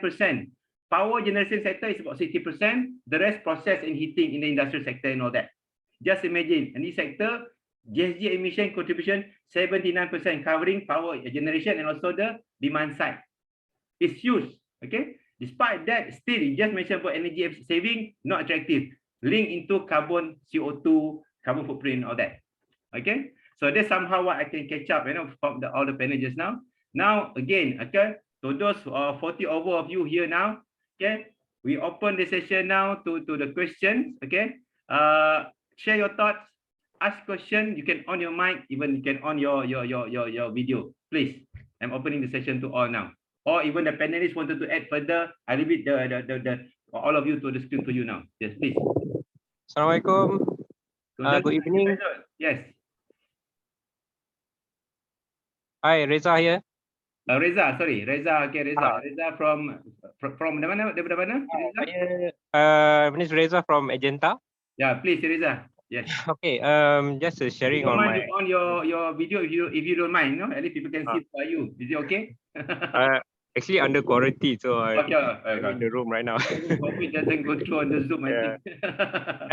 Okay, after you. Please. Yes, please. Okay, sorry about that. Okay. Well, actually, I just started the energy efficiency journey with Agenta. Previously, my occupation was more on the focusing on air conditioning system lah.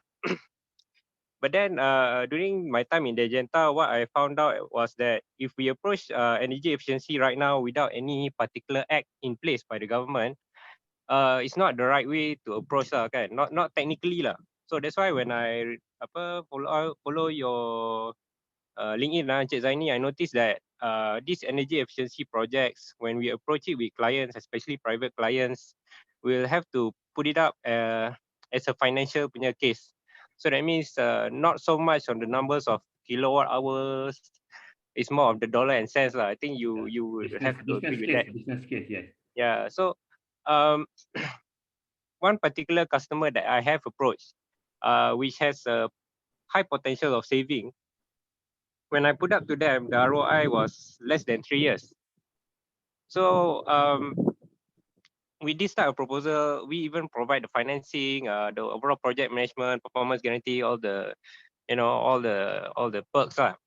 But the customer in the end said to me that they can use their own funds, they have their own money. So when we waited for their result, in the end, they didn't, use their money to do it. In the end, the energy efficiency project was still pushed aside. So I asked them what happened to the budget. So they said that the budget was used for expansion. So in the end, energy efficiency, it comes number 2. So it was for an industrial punya client lah. Okay. So in the end, money is not the issue. Technical is not the issue as well. The issue is still like what Mr. Poon shared is actually the mindset of the top management. As long as the top management doesn't care about energy efficiency, we can talk so much, the X not there, nothing much will still happen on the private side lah. So being from a guy that comes from the air conditioning background, knowing that even 80% of the buildings around the world needs to be improved in terms of efficiency for air conditioning. It's sad that Malaysia have not, announced this EE Act. Because I think last time when I engaged with ST, they said back in 2019, yeah, they're supposed to already finalize the act for Parliament, right? So just pretty soon, because we are quite unique, right? We don't mind to change PM very frequent. That's why there's a problem now, So this the issue. We are okay with that somehow politically, so because when the minister change, has to change, So somehow nothing beyond our control, but we are still persistent lah. Okay, I think I'm personally going on with this EE lah. Definitely. Any particular addition, any more?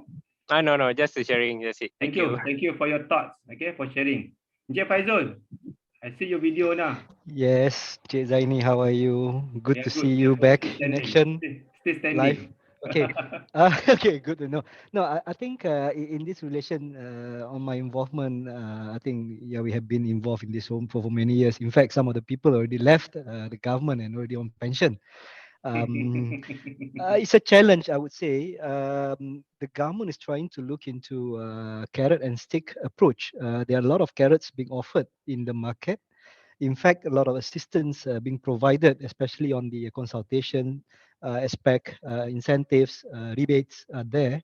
However, when it comes to take up by the companies, I would say, okay, on my, okay, I would like to divide this into two areas. One is industrial areas, which we are from the manufacturing background. Of course, when you talk about investment, first of all, we would like to increase our bottom line.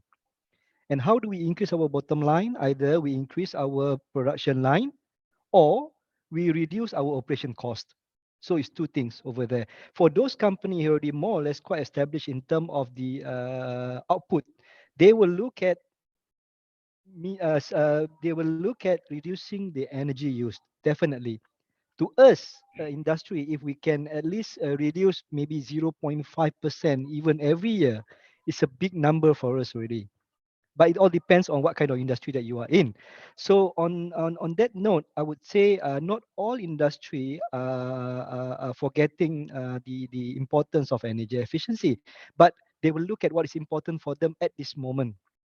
That's the first thing. Secondly, when we talk about residential or those business that we are dealing in, houses that we are living in, um, I personally, if I were to replace my equipment, I will definitely ask for a better equipment in terms of the energy usage.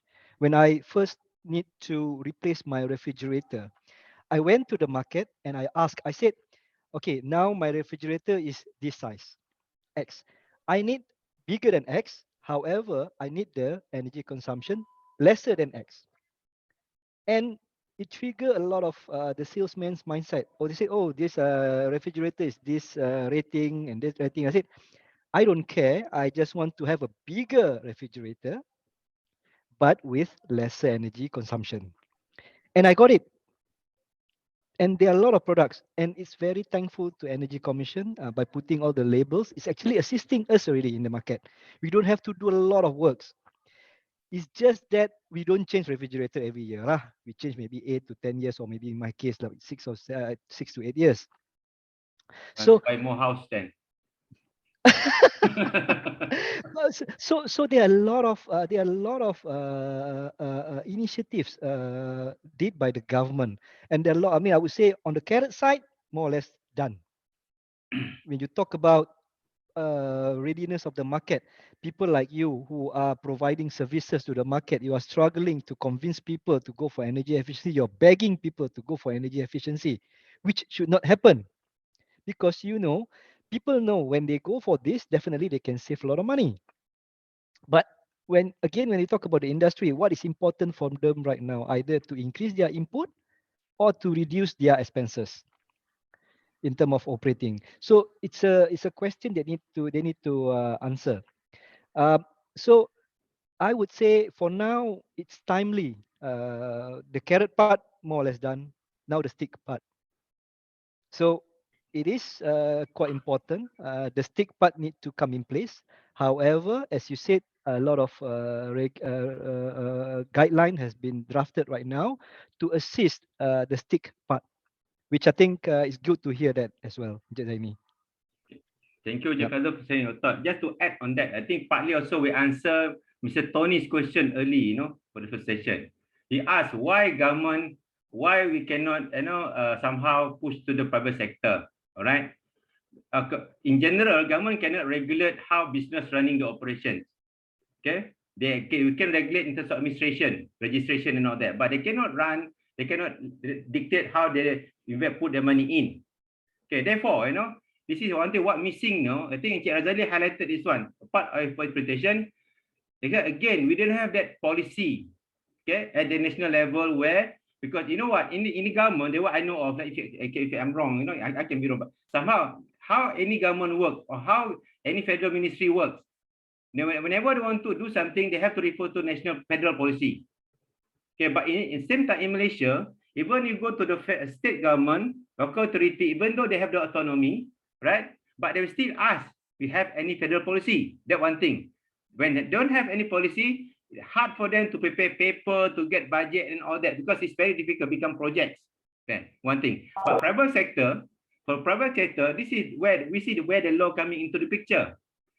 In any law, EE law in other country, the focus always in the last users. We don't having the EE law, focusing on the domestic part. Domestic, you put label, people can choose, they can do their part. But when it comes to the law, it's important. This is where we need to somehow compel this player to do something, but not by controlling the business, but we're putting some requirement. For example, requirement for reporting. All right, what are the things they're supposed to report? Okay, and then if they put a report, there must some kind of degree of integrity in that data, so that government can double check or verify.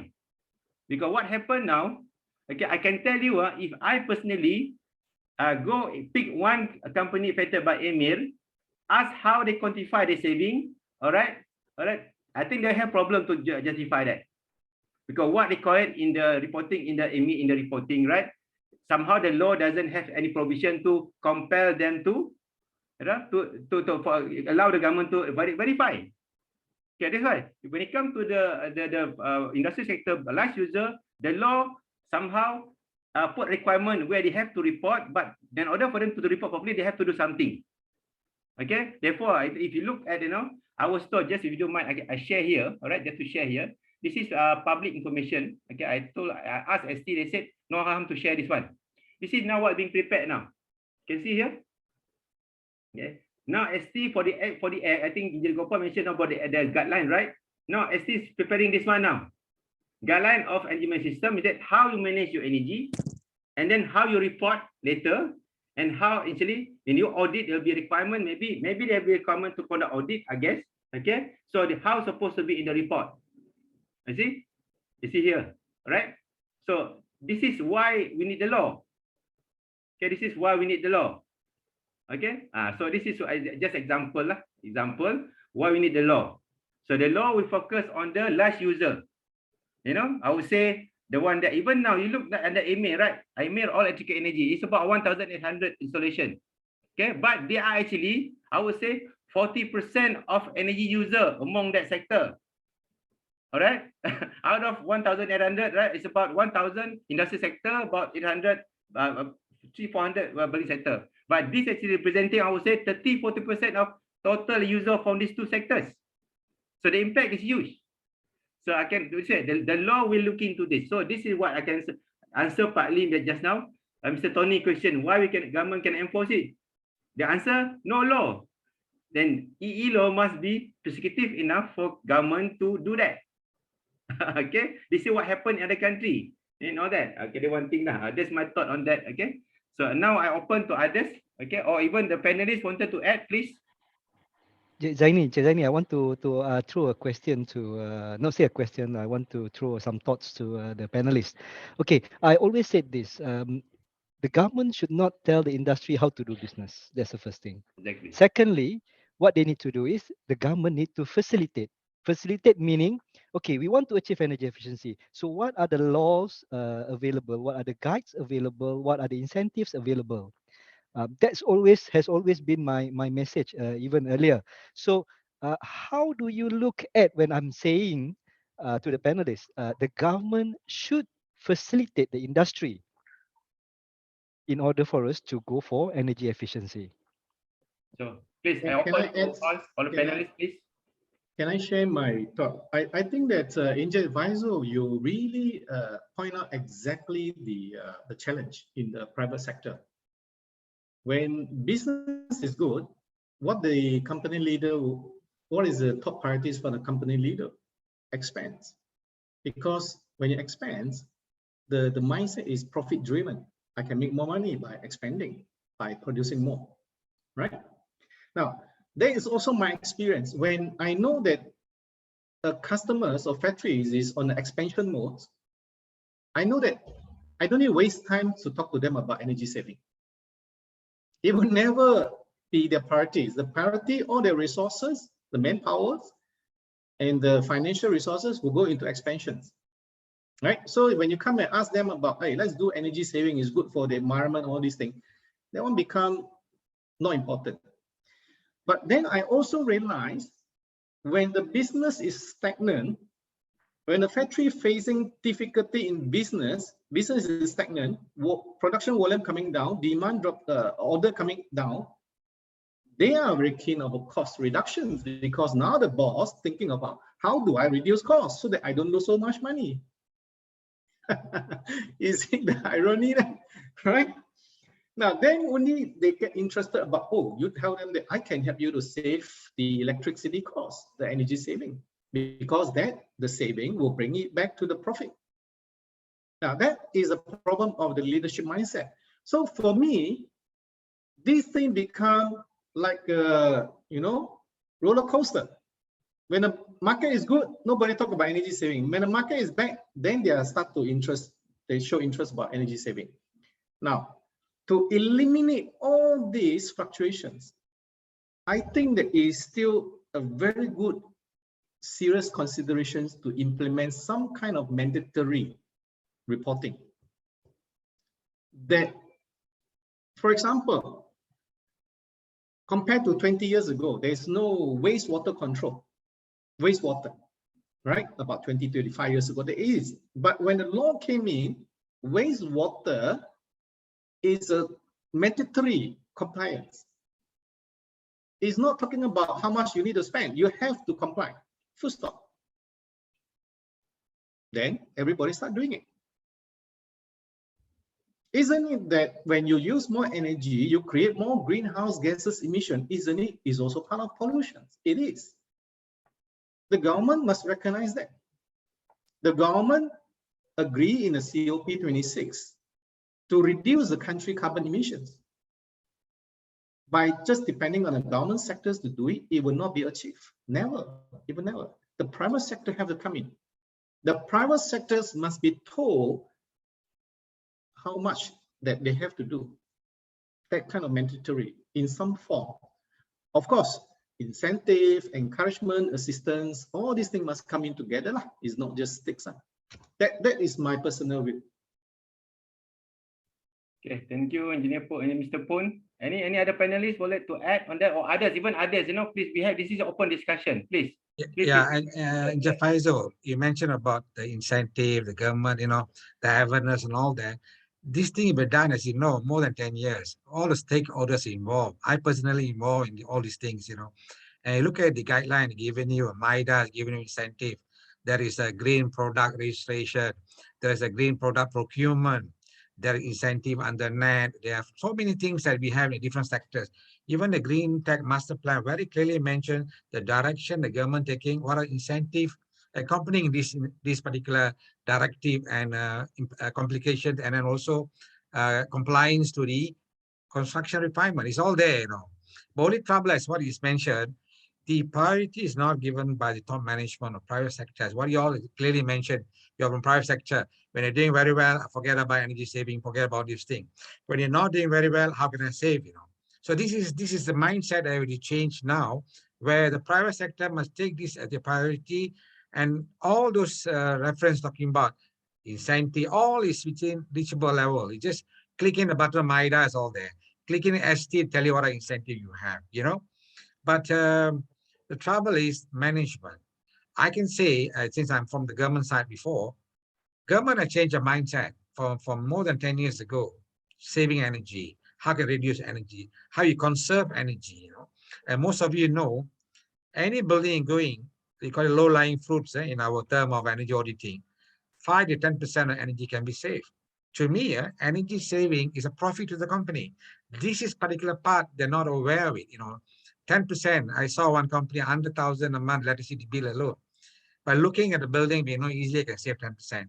You're talking about 10,000 a month you're saving, the money that you're giving away.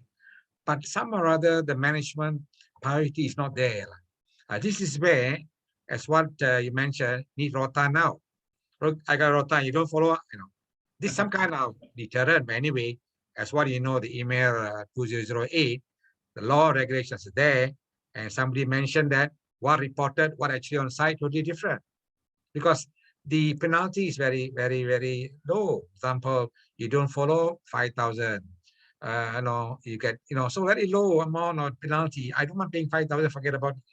So now that's why I mentioned very clearly in the conclusion that enforcement comes in very well. Enforcement will be tied down with regulation guidelines. What Zaini mentioned, the 6 guidelines already there.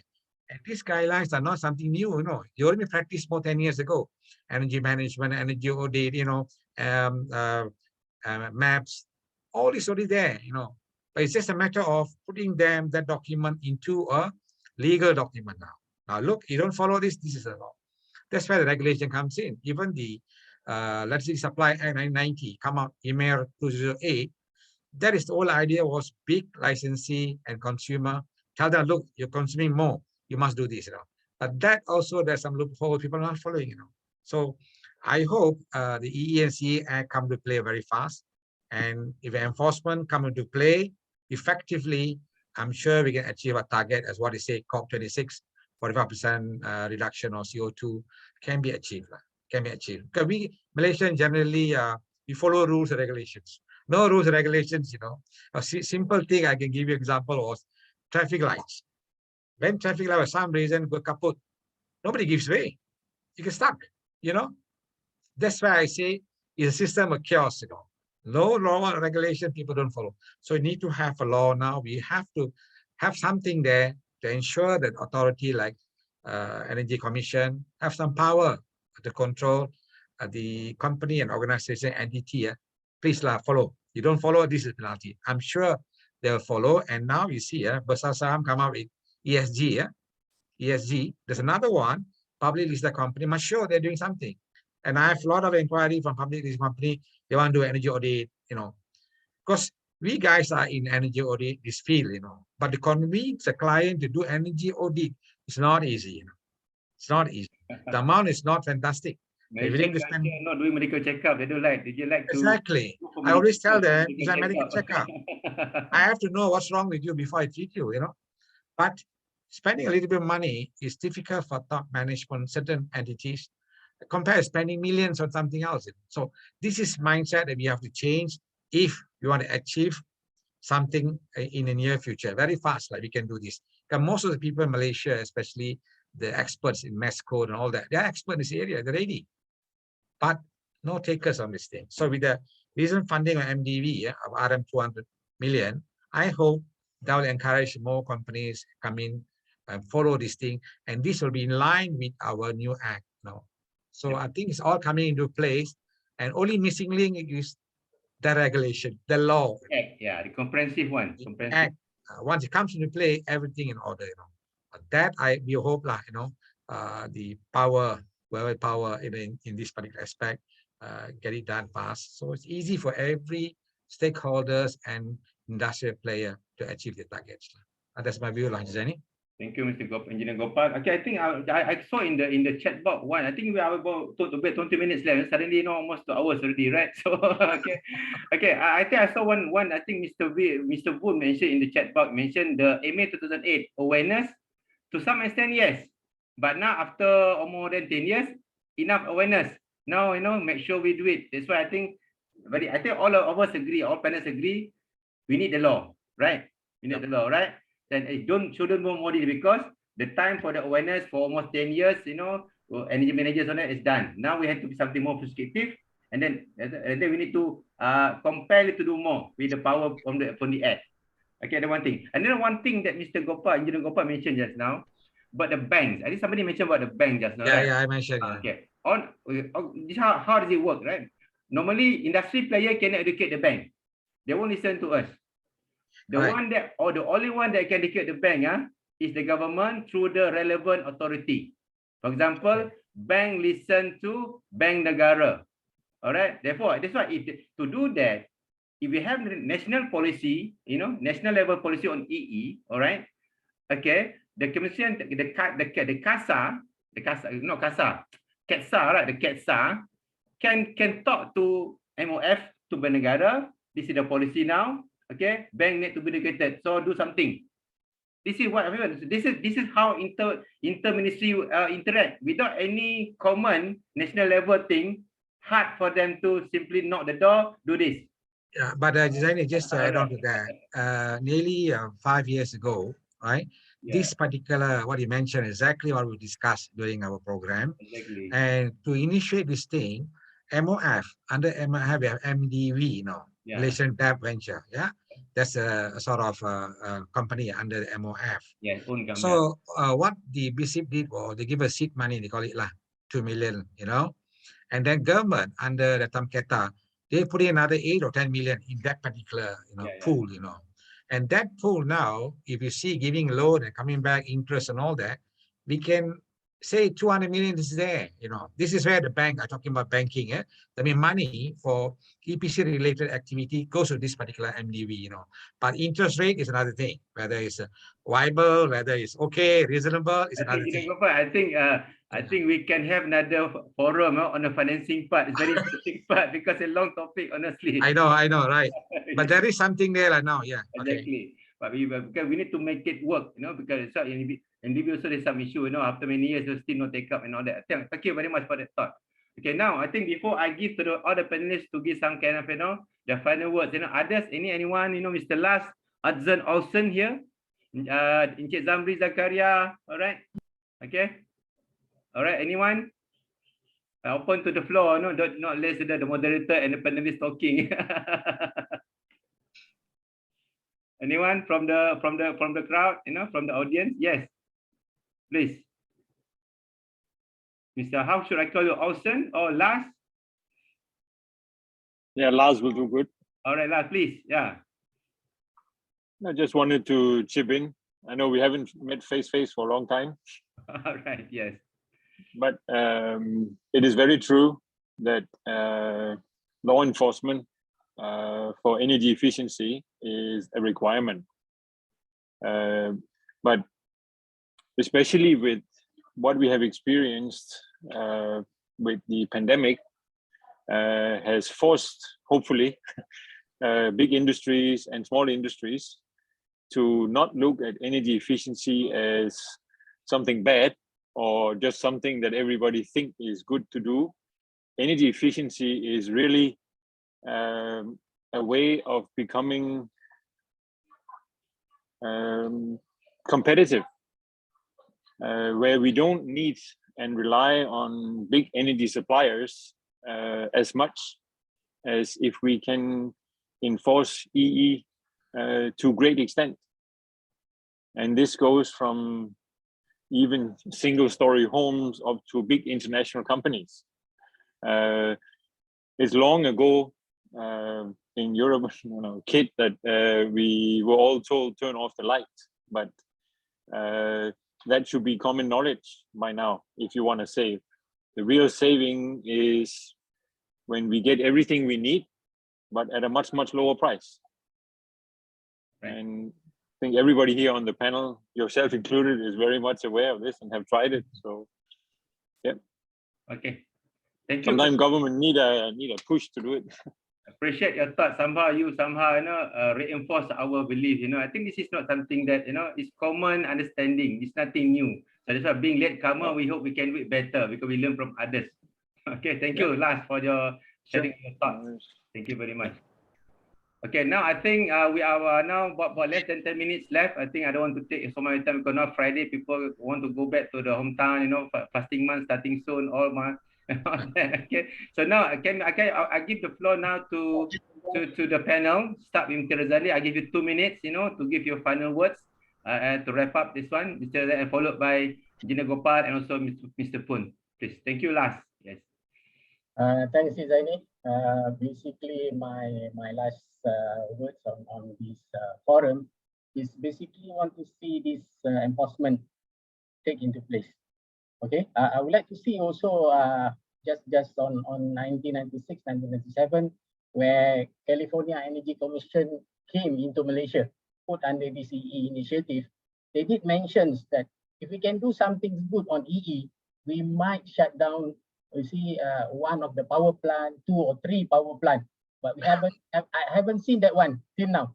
You know, even though government mentions about 46 billion RM can be saved. So how many that actually we can close down as like Mr. Poon said, the carbon emission, carbon tax will took place in this exercise of energy efficiency. That's basically my thought. Okay. Thank you, Encik Razali. So no more delay, right? No more delay. No more delay. Okay, thank you. Okay, now Engineer Gopal, you know. Okay, thank you, Mr. Zaini. Okay, my key takeaway from this particular, engagement that we had today, just to say that there's enough existing policies, regulations, standards, and guidelines for us to start the EE and conservation activity now. Now, as you know, any saving from your EE and conservation activity will directly contribute towards the reduction of, carbon dioxide emission and sustainability of our environment. This is very clear. Everybody should know that. A simple example I can give you. Whenever there's a water cut announcement, everyone suddenly becomes very efficient in managing their stored water. Yeah, very good. We manage water. We know how to use it. We know how to use, sparingly on the water. Tell children don't use it. But why can't we do it on daily basis to conserve water? And same goes to saving electricity usage. And let's hope that the new EE and CA will be tabled in Parliament soon for more comprehensive coordination, effective regulation. It will further strengthen the legal framework related to energy efficiency and conservation, and to ensure full involvement at various levels of institution organization. As what mentioned, the top management of both private and government sector must be fully involved to achieve our target. Yeah, but even though there's no law at this moment in time, the mandate industry fully comply to sustainable construction. Yeah, and EE now. Even though there's no act, do it now. But the potential benefits are huge. Yeah. We must accept that the fact that we are in an industry which contributes to pollution and carbon emission, and must realize the urgency to comply to the national roadmap before the law come in full force soon. With that, Zaini, I finish my statement on this. Thank you very much, Gopal. All right, so I think thank you. Okay, for you now somehow wrap up, somehow easy to conclude that. Thank you. And then last one, Mr. Poon, can you share more so-called provocative kind of thought again? Takeaway, please, Engineer Mr. Poon. I'm not trying to give provocative suggestions, but I'm probably just sometimes we have to. Sometimes that's how is it. I'm trying to be more transparent among about the thoughts that's among all the players, right? Now, I think that the definitely law enforcement, some kind of mandatory requirement must be put in place to create the actions. That is a must. But I think that the other thing is also the awareness. Awareness, they are also must create the awareness among the stakeholders, right? Who are the stakeholders? The stakeholders is not just us, the energy efficiency practitioners. The stakeholder is not just government, but the stakeholder is also the industry, the user, right? The awareness, the dialogue with the user, like FMM, must be created, so that the FMM, being the biggest association representing all the manufacturers, can realize, can understand the importance and requirements to implement all these energy efficiency or the bigger pictures, carbon footprint reporting, right? The other stakeholder is the general public. I mean, just imagine, nowadays we're already suffering from floods, from crazy weathers, right? Why have no ones or the governments to create awareness that we have to save the world for our children, not for us? We cannot kill the world, and our children cannot enjoy, right? Some kind of propaganda, of the right mindsets to build among the people will actually help to also create awareness, to create pressures for all the stakeholders to act. I think that is probably also my last inputs for this forums. Thank you very much also for inviting me. Okay, thank you, Mr. Poon. Thank you very much. Okay, I think again I would like to thank all panelists, all right, for your time to spend to prepare the thought slides and all that. Okay, and I think that what I can see here to conclude this, this session, right? Somehow what we agreed upon, right? First, the law shouldn't be delayed further, okay? Because it's important. Otherwise, Singapore won't have it, otherwise other countries don't have it. Even Vietnam won't have it. Okay, even Indonesia, they have the presidential order, but directly mandating everything, become all somehow it become mandatory, you know. So it's bad. The law is needed. So we hope that no more delay. And I think what I can share with you, to my knowledge so far, I would say we must commend ST and the ministry, because I think the way they draft the law, I think that I would say they quite involve all the stakeholders. That's why we are waiting for that. That's why when the first one some delay in 2012 stopped, all of us were disappointed.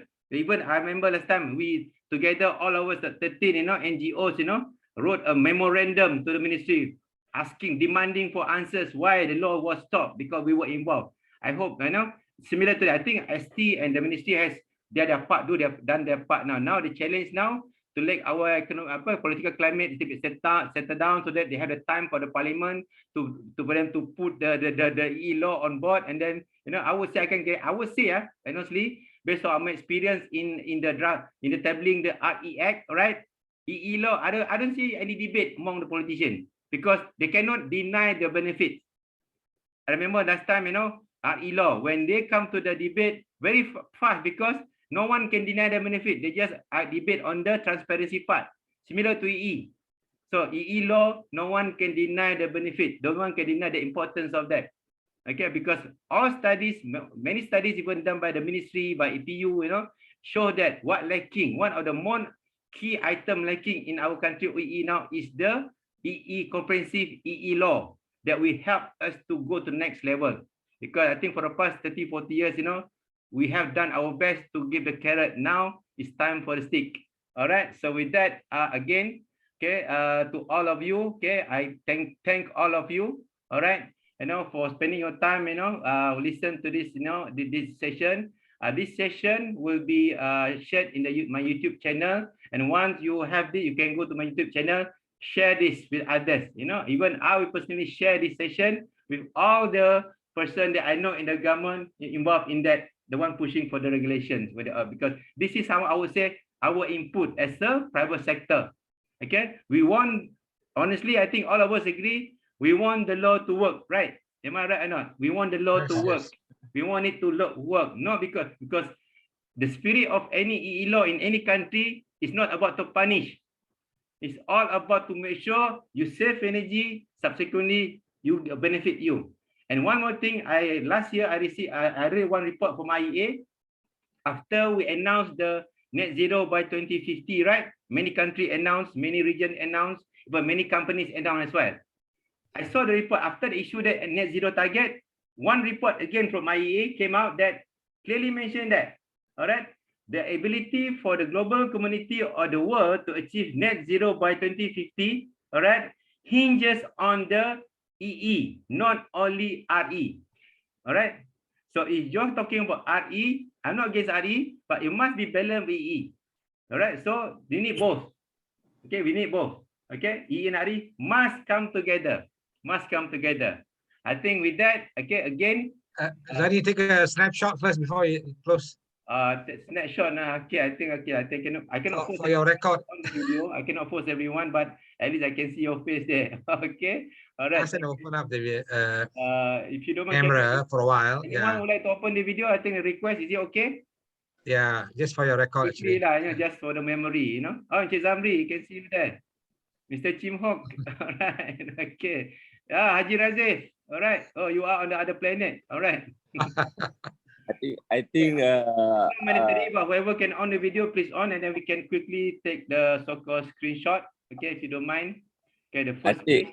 I think Haji Zaini or Cik Razali should be appointed as senator to represent, so that this act can be. This is recorded. No, this is recorded.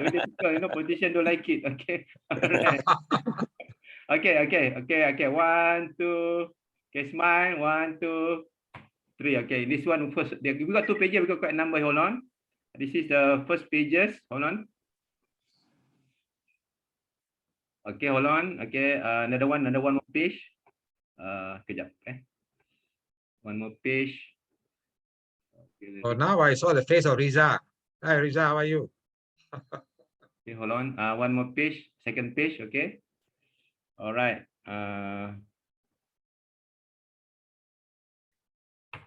Okay. All right. I think again, thank you very much, everyone. All right. Thank you very much. Okay. I hope we can have another session with after Raya, inshallah. Okay. Just for our next session, if anyone wanted to become energy manager, RIM, please join my free coaching to become energy manager during fasting month. Okay. On 15th April and also to the 2nd of April, only for Malaysian, only for Malaysian who want to become energy manager. With that, again, thank you very much, all the panelists. It's my honor to have you on board, and to everyone, I hope this sharing, add more perspective on you why we need this law. We need to have it. It's no option for the country. And with that, again, for Muslim, okay, selamat menyambut Ramadan. Okay, for the rest of my fellow Malaysian, stay safe. Okay, stay safe and stay healthy, because you're healthy. COVID will scare of you. Thank you very much, everyone. All right, thank you, thank you, Zaini. Thank you. Razali and the others. Right. All right.